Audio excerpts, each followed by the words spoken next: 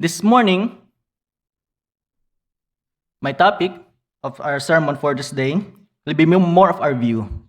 So this is one for our fundamental beliefs, and its focus is on stewardship. Church of the Living God. And our key text is found there. It says, "Moreover, it is required as stewards that a man be found faithful." All of us, God's children, are called to be stewards. In fact, this is one of the first mandates of God to our first parents, Adam and Eve. They were called to subdue the earth, take care of it, be its caretakers, and cultivate the land. It's still the same call for us today. We are called to be God's stewards. Anyway, what is stewardship? So, according to Webster's dictionary, it's defined as the careful and responsible management of something entrusted to one's care. So it's like having a boss or an owner employing a manager that oversees his business. We can liken it to our setup with God.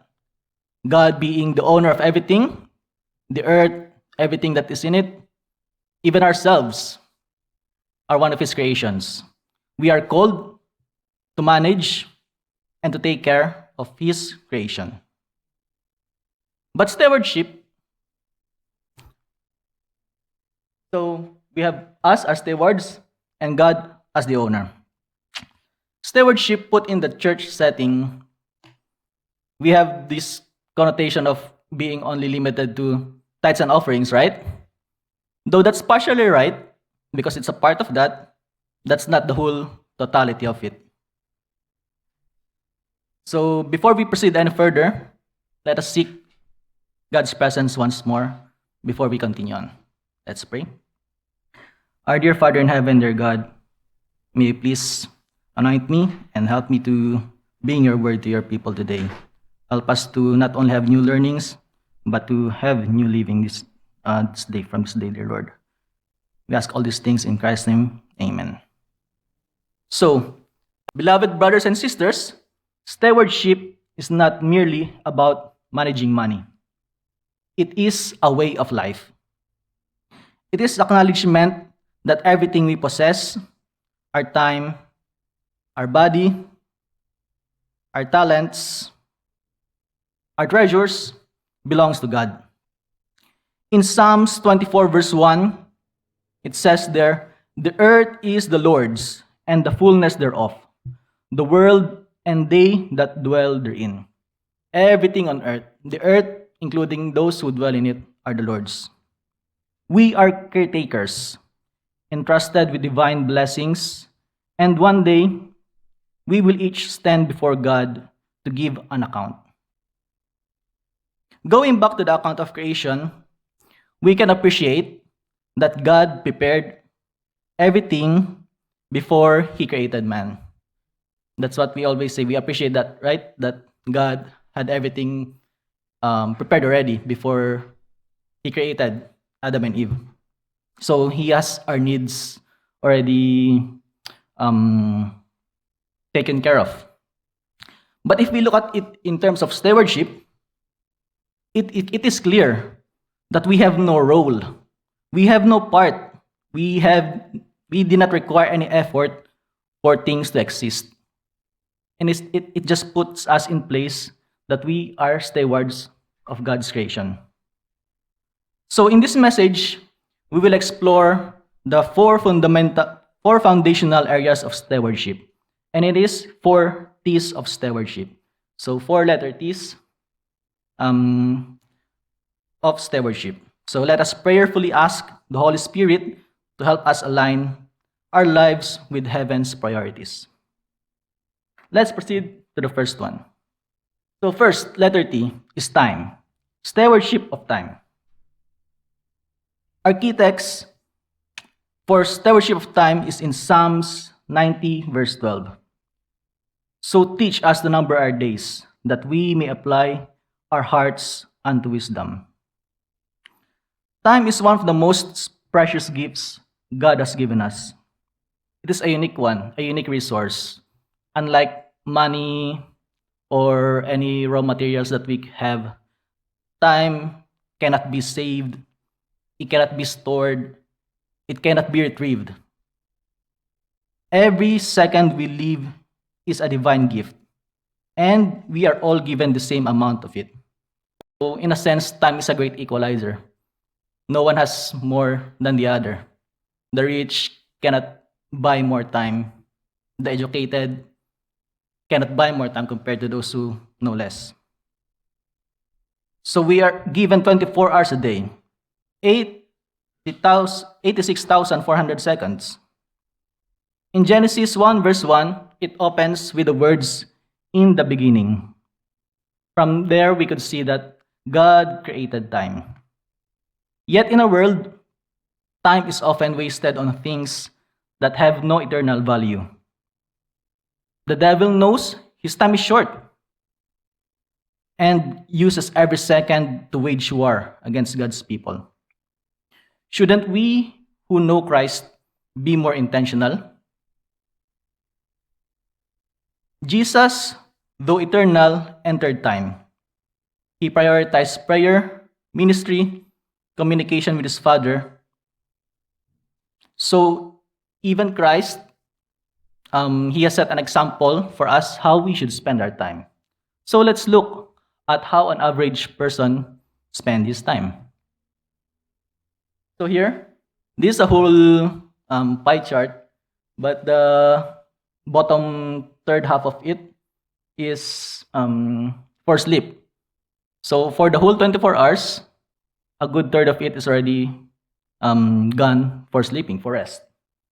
And the other 1/3 is used for our main daily activities. Let's say work, school studies, so things that you mainly work on.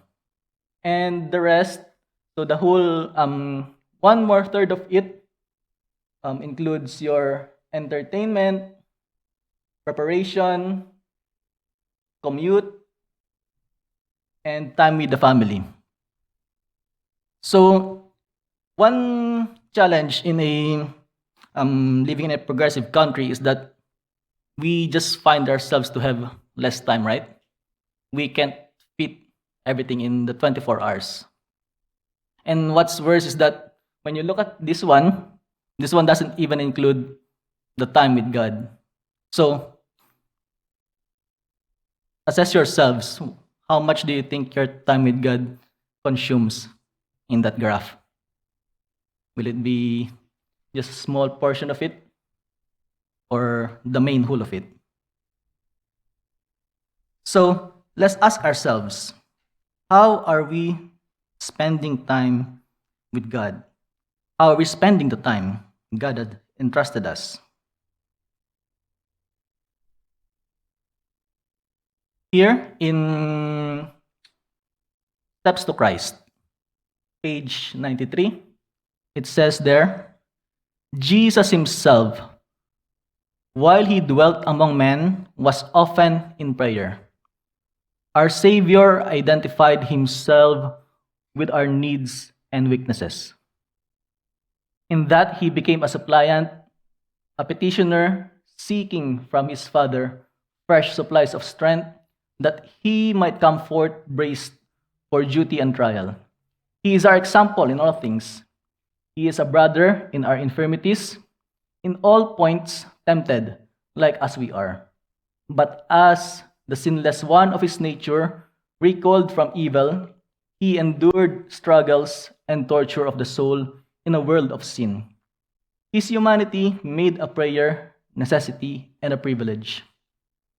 He found comfort and joy in communion with his Father.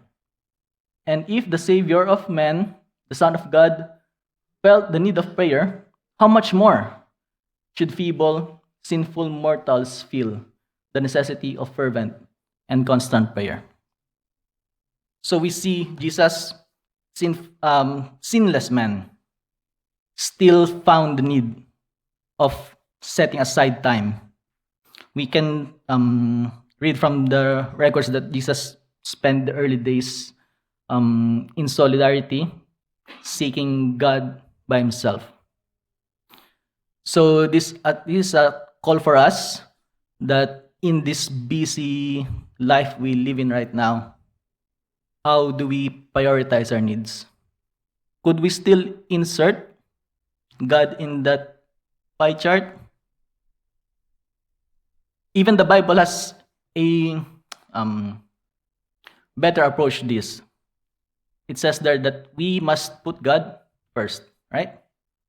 It says that we must seek first the kingdom of God, and the rest will just follow afterwards. So let's seek God's guidance, that as his stewards, we use the time that he has given to each one of us, 24 hours a day, that we use every second of it wisely. So let us ask ourselves, how are we spending the time God has entrusted to us? Are we redeeming it? Are we investing it in our spiritual growth, family, service, and kingdom of God? Up to the next point. So the second letter T, we have the temple. So the temple, in the Bible, it sometimes refer to our bodies. So even the bodies, our bodies ourselves, is of God's ownership, and we are called to be stewards of our body. There's forgot what verse, but our body is the temple, of the Holy Spirit, right? So we must seek to have our bodies worthy, good enough, presentable to God for the Holy Spirit to dwell in. So it says in 1 Corinthians 6:19-20, know ye not that your body is a temple of the Holy Ghost? Therefore glorify God in your body and in your spirit, which are God's. The body is a divine gift. It is the only vessel that we have to serve God on this earth. The enemy appeals to the lust of the flesh and the eyes, corrupting the body's purpose. But as believers, our body is not our own. It is a sacred tool for ministry, prayer, worship, and service. So our bodies can be either used for God's service or can either fall into Satan's traps of lusts. So let's seek God's presence that we manage as stewards of our own bodies to live a holistic life. So living a healthy and holistic life, it's not just about abstinence of what is wrong. There's also a controlling part of what is good. So living a whole holistic lifestyle is not only the abstinence, but also the control of what is good. So let's say apples can be good for our body, but if we just consume apple for the rest of our lives, I don't think that will be beneficial, right? So I remember this guy in the Philippines who loves moringa. Do you know moringa? The small leaves. They consider that as a superfood, a healthy food. So he eats them almost every meal. And one time, I saw him, and he has still moringa on his teeth. So I told him, you know what? I'll guess what you have for lunch. You had moringa again, right? And this guy said, wrong. This lunch, I did not eat moringa. But had you asked me yesterday, you would have been correct. So we are called to live a whole, holistic and have a healthy lifestyle. From the examples in the Bible, we could see the story of Daniel and his friends, right? The king offered him the palace's food. If we think of it, that must have been like the high end part of it. That must have been the best that the land can offer. And might have been tempting, right? But with God's help and the foundation of Daniel's and his three friends, from what they have learned, they have they learned to have that control and how to like live and eat what is more nutritious for the body. So how we treat our bodies through diet, rest, purity, and health matters to God. Adventist health message is not merely about lifestyle. It is about being fit for the service and honoring the Creator with our habits. So we are called to have healthy bodies, not only to be healthy for the sake of it, but be healthy so that we could be of good use for His service. The body is not merely a shell of an afterthought. It is the sacred dwelling place of the Holy Spirit. God cares for our physical health because He desires to use our bodies as instruments for His work.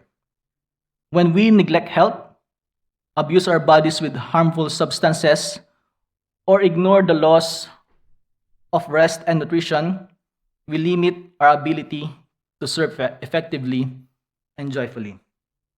So if we don't take care of our body, we won't be as effective stewards of Christ.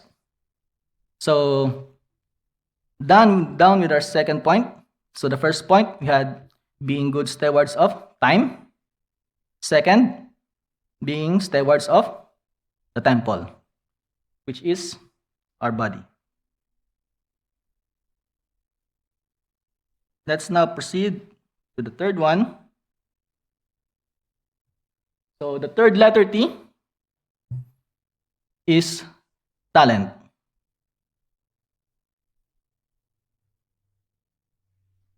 From the Bible, a popular, let's say, parable for it would be the parable of the talents, right? Where we have this landowner who tasks his servants and gave them talents.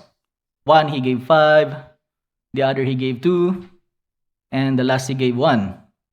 And he left for some time. And when he gets back, he asked his servants, "How's the talents that I have given you?" And the one who had 5 turned it into 10. The one who had 2 turned it into 4. And the one who had 1 buried the talent. But still he had 1. But what did the master said? "You lazy. What did you do? Why did you just bury it?" But this lazy man has a preconceived idea that his master is just exploiting them, I would say, and taking advantage of them. So what can we learn? What can we take away from this? God has a unique gift for us with abilities and spiritual gifts. So each one of us here are given our own talents as well. Some of us may have more than the other, and the talents of others may not be the same with the ones that we have. Well, it would be weird that if every one of us will be, let's say, playing the piano, and all of us will be playing the piano in the service. That won't work out, right? So What has God given unto your hands? What talent has He given to you?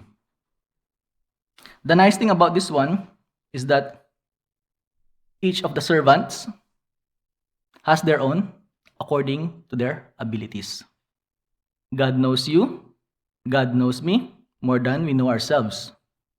And He has an offer of talent which we could use for His service. Talking about talents, sometimes we tend to envy those who are good with doing the talent that he has. But if we look behind the things that maybe that person did to acquire or to reach to that state, he must have worked on it, right?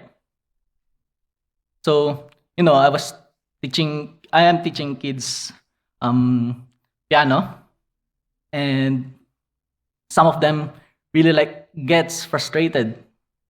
Like even from the first month of playing, they just don't want to do it anymore. But working on the talents that God has given us, it requires perseverance. It requires us to go through and push through the challenges for us to cultivate more of the talents that He has given us. I would say that the man who got 5 talents just left and woke up with another 5 talents, right? He must have done something to turn that 5 talent into 10. Same with those who had 2. And even with just one, I think there is still something that we could do. So the call for us today is that whatever talents that you have, ask yourselves, what has God blessed me with? What things am I proficient at? If you can't answer it, maybe turn to your seatmates and ask your seatmate, what do you think am I good at? For you to assess yourselves, because it won't be enough for us to just come to church, sit down, listen, without doing anything, even just small stuff for God.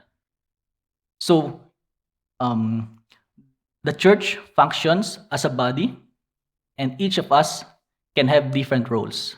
Even the smallest role that we could do, let's say, in a body, there are organs that can be just taken off.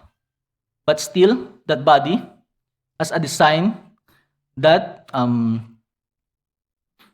gives something or functions for the body to be functional as a whole. So like the body, the church, each of us here is blessed with different talents. Some might have more, some might have less, but I assure you that God has something for you to do. Because, God is a relational God. He is a God that wants His loved ones to work with Him. It won't make sense for Him to make a creation and just leave it there. He even offered His Son just to redeem us. So let's use that as an inspiration for us to find what we can do to have an effort that we could add to the church.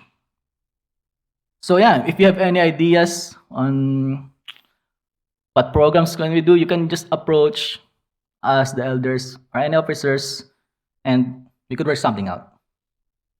So yeah, that's the third point, using of our talents. So we had the use of time, our bodies, the temple, and talents.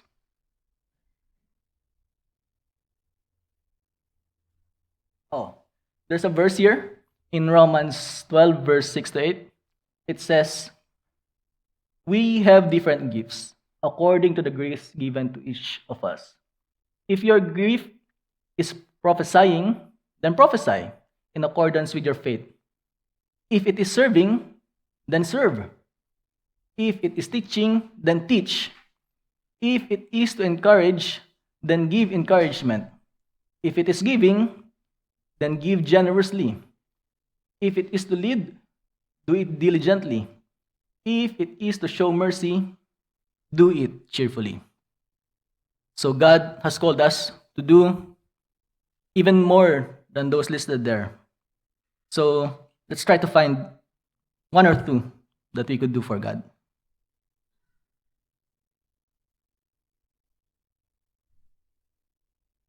Down to our last point.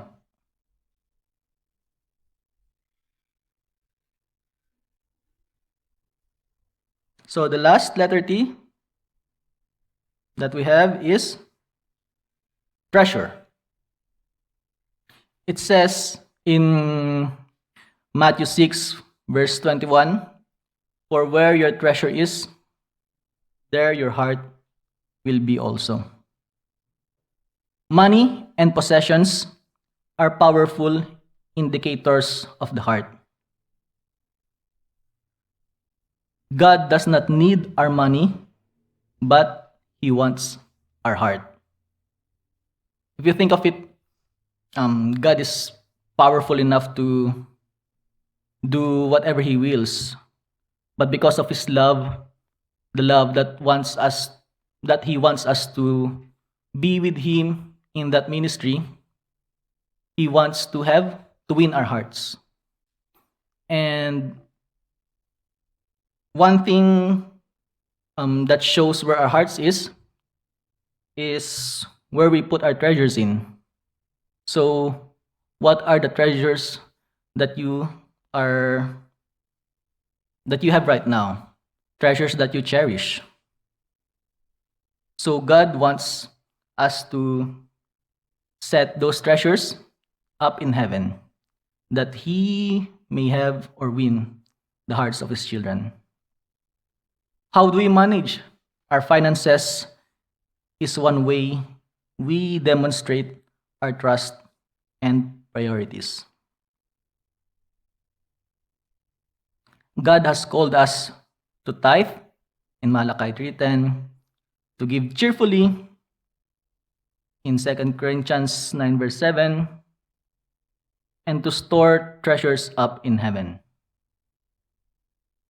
Earthly riches fade, but eternal investments never perish. So anything that we work for here on earth, we can take them to the grave. So might as well invest or cherish things that will not perish. And those things can be only found in God. Ask yourselves, do your financial decisions reflect the kingdom's values? Are you generous? Do you support the mission of the church? Stewardship of treasure is a spiritual matter. It is about love, trust, and obedience. So, in conclusion, I would like to conclude with an experience that my father had while he was in one of his speaking engagement. So one Sabbath day, as my father was preaching, just like this, there was one member who raised up his hand and wants to talk, but he could not hold it. He even stood up and he just started to talk while the sermon was ongoing.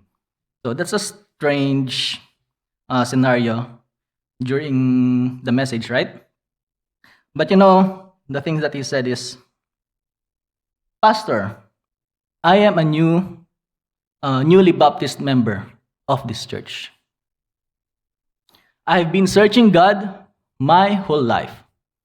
I've been to this church, to this church, this church, this church, this church. He listed almost all the denominations. And what he said is, now that I am a Seventh-day Adventist, I can say that this church is the real church of God. But, so my father was about to, say amen, but he followed with a but. When you start with good things and say but, might as well not continue, right? So he says, this is the real church, but among the churches that I have been, this church is also the church that does the most collection. Do you know that, Pastor? This church, you have tithe, you have offering, and aside from that, you have many projects in the church. Let's say you have maintenance or building projects. The bag will start going around. Let's say the kids have a concert. Now we will start again collecting the funds. The bag goes around. The youth has camping. The bag goes around. One member fell ill. Bag goes around. Oh, the member died. Same thing. This church is the real church, but it is the most costly church, Pastor. So, my father answered his question with his concern with this story.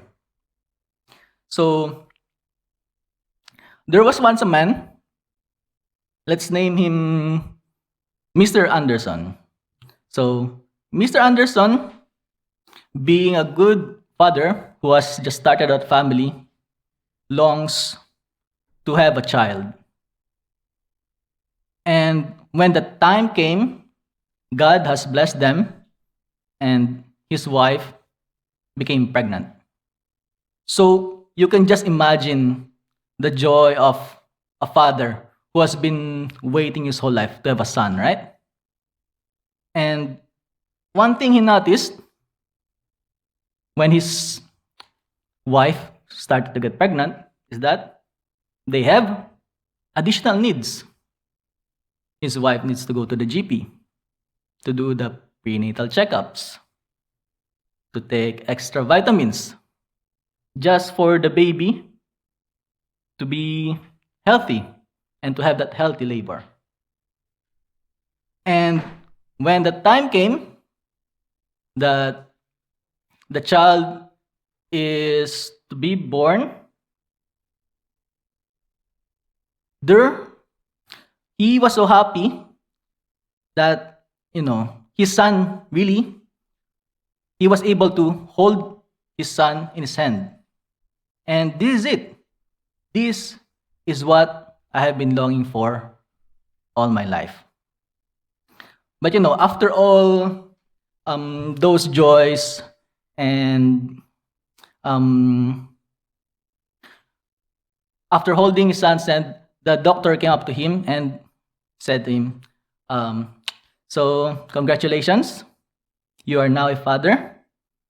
After all this one, you can proceed to the business office. So what does business office means? You have to pay big amount of money. Well, I think you have a good healthcare here, so good on you. So what he noticed is that, I'm gonna put out a big amount of money. And as, having the joy of raising a son, what always comes up to his mind, his conclusion is, as this child grows, my expense also grows. As the child became, needs to go to the childcare, This is a big expense when the child needs to go to school. That is another big expense in itself. And he even needs to set up funds just for his son to be stable during his uni. And one time, when his son was already in the teenage years and starting to mingle, his son even came to him and asked, "Dad, can I borrow your car? Even my car." So all his life, I have been putting out all these expenses for this child.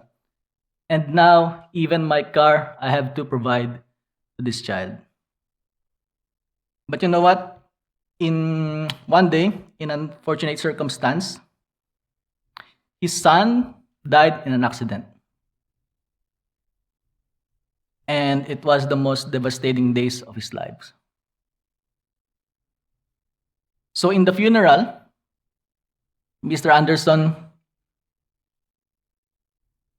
looked at his son's body for the one last time and then turned around. The conclusion that he has come up with is that once you are dead, you don't need any more any expense. Once you are dead, I don't have the need to spend anything for you anymore. But you know what?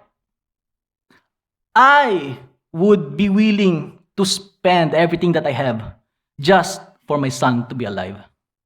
I would be willing to give everything, to provide everything, even maybe give up my life just for my son to be alive. Brothers and sisters, I believe the Seventh-day Adventist is a living church. Amen?